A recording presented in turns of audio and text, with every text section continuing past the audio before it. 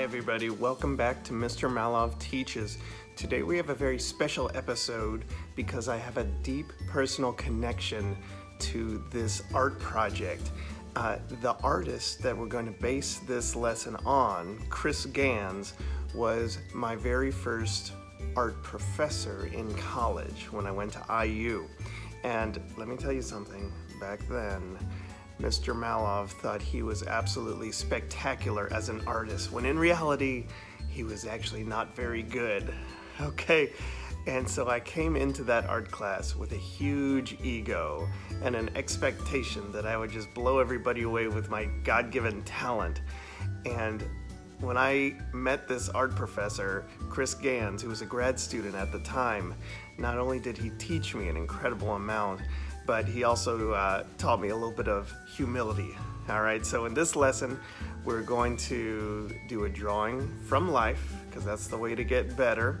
We're going to do a picture of a wooden object. So if you have a wooden object at home, get that out for your 5-minute drawing. We're gonna try to analyze a landscape painting by an African-American artist from the 1800s named Robert Duncanson, and we're going to be doing a multiple self-portrait based on the art of Ganz. All right, without further ado, here's the meme of the day.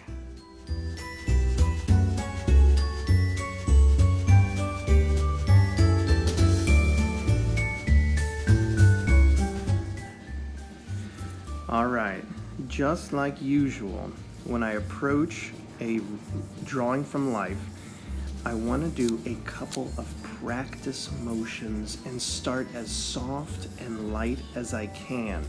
This is to guarantee that the line that I end up with is as close to what my eyes have sent to my brain.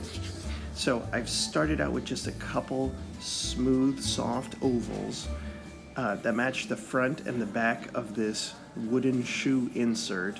And then I have started to darken down and heighten the more precise line.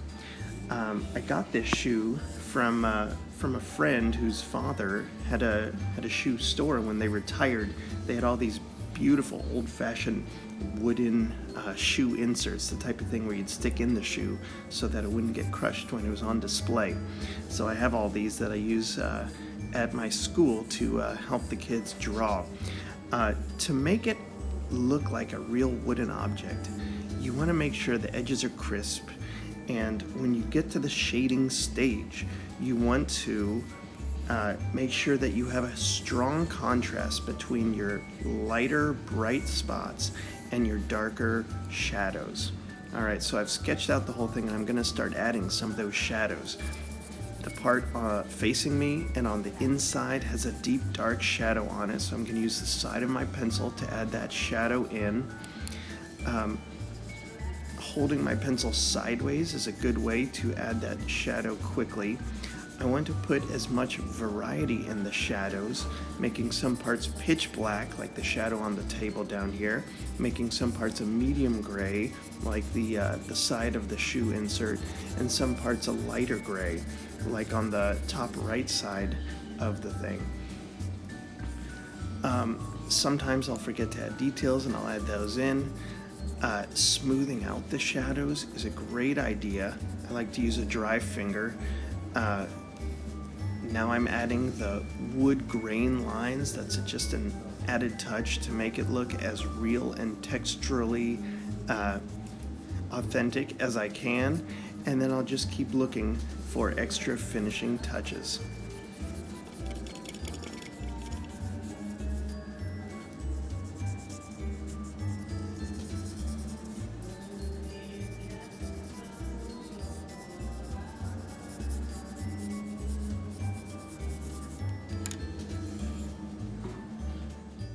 This painting of the Miami River in Ohio is from 1851, and it was made by an African-American artist named Robert Duncanson. He always insisted that his race never had anything to do with his paintings, but he had a very tough time establishing himself as an artist. Are there any clues, because of his African-American ethnicity, are there any clues in this picture that might represent some of that struggle. Look carefully at what he included in the background and what he left out to really figure out what its deeper meaning about life is. Now let's talk about Chris Ganz. When I first met Chris, I do not think he smiled for the first month of class. This is the face I saw every day, and he did not treat art like a fun, frivolous thing.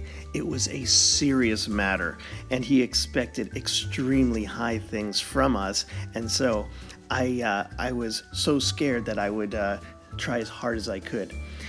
In his pictures, he always would include self-portraits. This picture is called Good Cop, Bad Cop, and it has to do with how sometimes we pretend to be better than we are, and sometimes we pretend to be meaner than we are, when really we're both part of the same personality. I often feel this way as a teacher and as a parent, that sometimes I have to be more firm and sometimes I have to be more nice. Here's another picture he did where you see two different versions of himself. One is a wild science experiment artist where he's got all the hazard gear and he's a wild and crazy artist. The other is a sleazy businessman who's trying to make compromises to sell as much as he can. Every artist has to go through this, where we have to make some compromise between what we want to be and what we truly are. And this picture is my favorite. It's called The Checkout. Every single person in this supermarket is a different version of Chris Ganz. Sometimes he's a powerless grocery sack on the checkout shelf. Sometimes he's the employee. Sometimes he just has to be waiting to see what's happening. Sometimes he's the store manager, making sure everything is going smoothly. Sometimes he's the person who's purchasing. Sometimes he is the phony advertiser who's pretending to be happier. He also loves putting Easter eggs in his pictures. Do you spot the light bulb that symbolizes ideas? Do you spot the apple and the snake, which references the biblical story of Adam and Eve? He puts secret touches in there. I want you to come up with your own scene where every person in the scene is you, and every person represents a different side to your personality. Maybe this represents your happy side, your sad side, your anxious side. Try to figure out a scene where everything, even the fish in the sea or the trees, would represent a different part of your personality. Let me see what you could do.